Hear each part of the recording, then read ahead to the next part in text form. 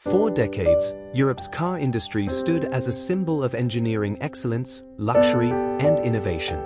German precision, Italian passion, French flair, together they shaped the global automotive landscape. Names like Mercedes-Benz, BMW, Audi, Volkswagen, Ferrari, and Renault were once untouchable giants, dictating the pace of the industry and setting the standards the world followed. But today, something unprecedented is happening. The balance of power is shifting. The once dominant European automotive empire is starting to crumble, and the new ruler emerging on the horizon is China. This isn't a story about one brand or one market. It's a transformation on a global scale. A shift that's changing how cars are designed, built, and sold forever. It began quietly years ago, when European automakers grew comfortable in their success. They perfected combustion engines, invested in refinement, and built reputations around tradition. But while they celebrated their past, China was quietly building the future. In the early 2000s, few took Chinese carmakers seriously. Many saw them as cheap imitators, producing low-quality knockoffs. But while the world mocked, China learned fast. They studied German engineering, Japanese efficiency, and American marketing. And then, they began crafting their own identity. When electric vehicles entered the picture, the global industry hit a reset button. Suddenly, the playing field was leveled. No one had a century of EV heritage, and China saw its chance. Backed by government support, massive investment, and an unmatched domestic market, Chinese automakers sprinted ahead. Companies like BYD, NIO, XPeng, and Geely didn't just catch up, they leaped forward.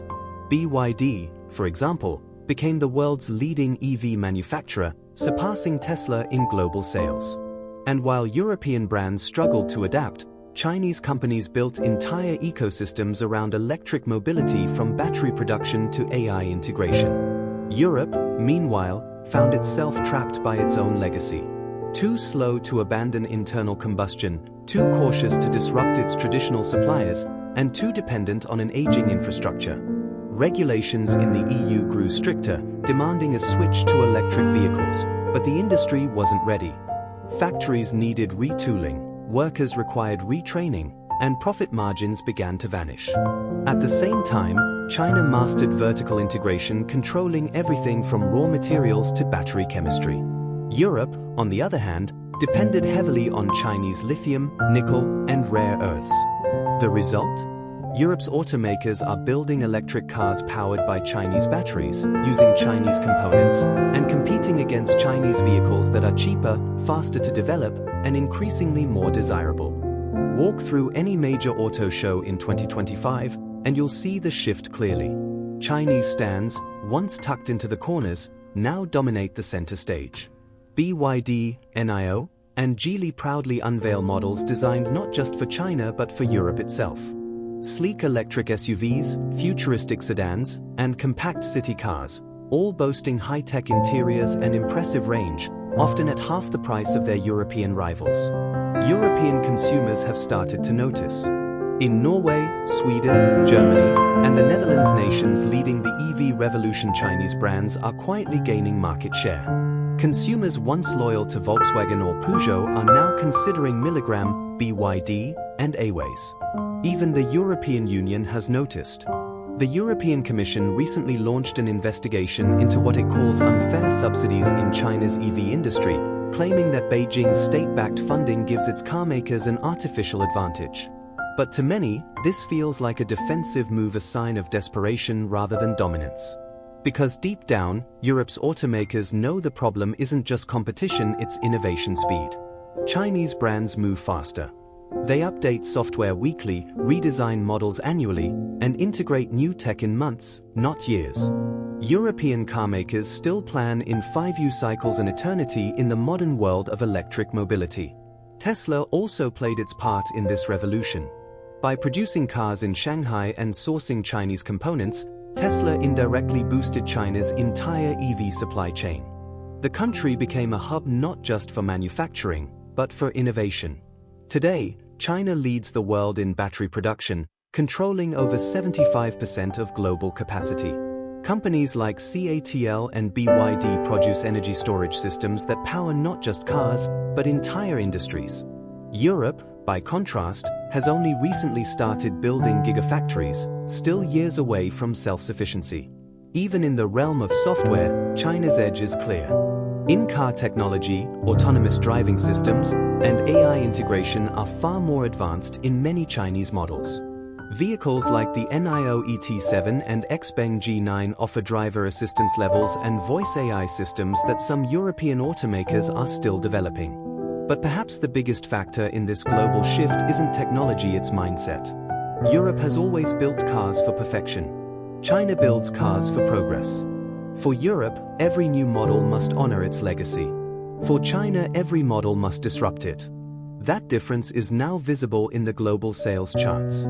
BYD is exporting cars to more than 70 countries. Geely owns Volvo and Lotus, and even produces taxis for London. Milligram, once a British badge, now proudly flies under Chinese ownership. And as Europe debates tariffs and subsidies, Chinese brands are moving fast, building factories in Hungary, Spain, and Germany. They're localizing production to bypass import barriers, hiring European engineers, and even designing cars specifically for Western tastes. It's a strategy of quiet dominance, not through takeover, but through transformation. And as this plays out, Europe's automakers face a difficult truth. Their legacy, once their greatest strength, may now be their heaviest burden. Audi, BMW, Mercedes all are investing billions in electrification. But they are chasing a future that Chinese companies are already living in. Their factories are still transitioning, their software still catching up, and their customers increasingly skeptical of high prices in a world where tech-rich alternatives cost less. Even luxury is changing. The definition of premium used to mean leather seats and a badge. Now it means high-speed charging, advanced AI, and seamless connectivity, areas where China's rapid innovation is setting the pace. Europe's brands still have global respect, but respect doesn't guarantee survival. If they don't evolve fast enough, they risk becoming nostalgic icons admired for their past, irrelevant in the present. The global car war is no longer fought with horsepower, it's fought with data, batteries, and software. And in this new battlefield, China is leading the charge. From the bustling factories of Shenzhen to the EV ports of Shanghai, from AI labs in Beijing to new European showrooms in Paris and Berlin, the writing is on the wall.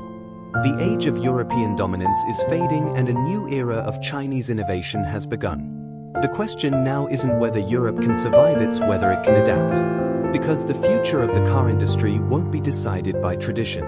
It will be decided by those who move fastest, think smartest, and build boldest. And in 2025, that future is speaking with a Chinese accent.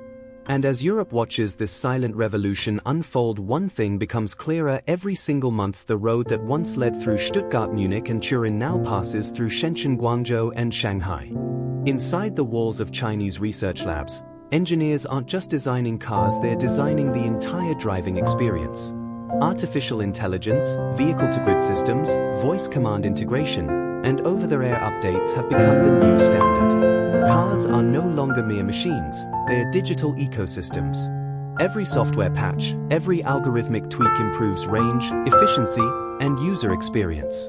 Meanwhile, in Europe, automakers are still tied to outdated dealership models and slow approval systems, delaying the delivery of innovation to customers.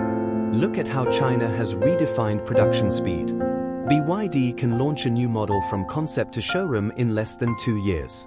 For comparison, most European automakers take 4 to 5 years for the same process. That's a massive difference in a world where consumer demand shifts overnight. And consumers are noticing. Younger buyers, especially in Europe, are beginning to prioritize connectivity and digital experience over traditional craftsmanship. To them, a car is not just a vehicle, it's a smartphone on wheels, a lifestyle product. This cultural shift is exactly what Chinese automakers understand best. They've built entire ecosystems connecting their cars to smart homes, digital assistants, and mobile apps. In contrast, many European brands are still struggling to unify their platforms. Each model, each software suite, feels fragmented, a symptom of legacy systems that weren't built for digital evolution. Another blow comes from cost. Electric cars are expensive to produce, but Chinese manufacturers have mastered efficiency at scale. Their battery factories, robotic assembly lines, and local supply chains keep production costs low. BYD's in-house blade battery, for instance, offers world-class safety and performance while being significantly cheaper than European alternatives.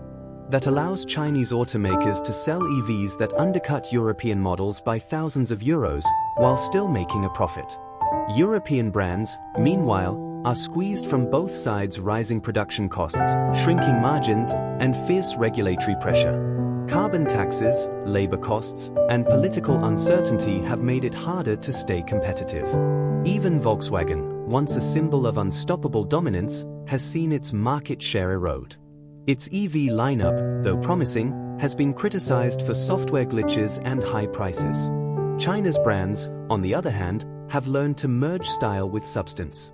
The new wave of Chinese EVs is no longer cheap alternatives, they are desirable. The NIO ET9, the Zeekr 001, and the BYD Seal are all prime examples of design excellence meeting technological prowess. Futuristic interiors, minimalist aesthetics, and advanced driver assistance features now rival and often surpass anything from Europe.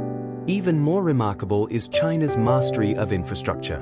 While Europe debates charging standards and public subsidies, China has built the world's largest fast-charging network, tens of thousands of stations covering highways, cities, and rural areas alike. This seamless infrastructure makes owning an EV in China effortless, while in parts of Europe, range anxiety still lingers. The global trade balance is shifting too. For the first time in history, China has overtaken Japan as the world's largest car exporter. Many of those exports are electric vehicles bound for Europe, Latin America, and Africa, regions where Chinese cars are not only cheaper but also more technologically advanced.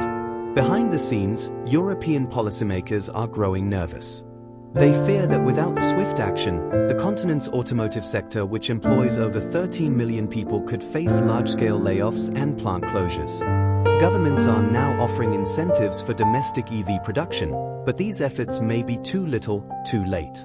Because while Europe is planning, China is executing. While Europe is analyzing, China is delivering. The difference in momentum is staggering. Every new Chinese car launch feels like a declaration of intent, proof that the future belongs to those who act, not those who wait. Even partnerships are beginning to shift. European suppliers, once dominant, now depend heavily on Chinese clients. Brands like Bosch, Continental, and Valeo are collaborating with Chinese automakers to stay relevant. Meanwhile, European startups are moving their R&D centers to Asia, where resources and government backing are abundant. It's a cycle of dependency that's hard to reverse. China not only builds the cars, it builds the batteries, the chips, the software, and increasingly, the rules of the new automotive world. But the story doesn't end here. Because even as Europe's automakers stumble, they are not surrendering. BMW is investing heavily in next-gen battery tech. Mercedes is developing the Vision EQXX, a showcase of efficiency and aerodynamics. Volkswagen is expanding its EV lineup and building gigafactories in Germany and Spain. There's still fire left in Europe's engines, but time is running out. The next 5 years will decide everything. If Europe can innovate fast enough, streamline production, and embrace digital transformation, it can still carve out a place in the new era. But if it hesitates, the automotive crown will belong entirely to China. Imagine 2030 streets filled with sleek electric cars wearing badges that were once unfamiliar to European eyes. BYD dealerships next to Audi showrooms. NIO charging hubs beside Volkswagen stations. It's not a distant dream, it's already happening. And beyond just cars, this is about influence. The global car industry isn't just economic, it's political. It shapes trade routes, controls resources, and defines the technological direction of nations. If China dominates this space, it gains leverage that extends far beyond transportation. Energy independence, manufacturing dominance, technological leadership, all intertwined in the EV revolution. And as Europe wrestles with bureaucracy and tradition, China accelerates into the fast lane, setting the pace for the future. But there's still a twist in this story. Europe's strength has always been its ability to reinvent itself when pushed to the edge. From the Industrial Revolution to the rise of the modern automobile, it has faced disruption before and emerged stronger. So the real question isn't whether Europe's car industry can compete with China. The real question is, will it choose to fight for the future or cling to the past? Because the world doesn't wait. And as the engines of change roar louder from the east, the only way forward is to evolve, or be left behind on the road to tomorrow. The lights flicker across a vast highway stretching into the horizon, one side marked by the old factories of Europe, the other glowing with the neon skyline of modern China. The hum of electric motors echoes through the night. The camera pans up, showing a fleet of futuristic vehicles, sleek, silent, unstoppable, gliding toward the future. Their destination, the new world of mobility. Their origin, unmistakably China.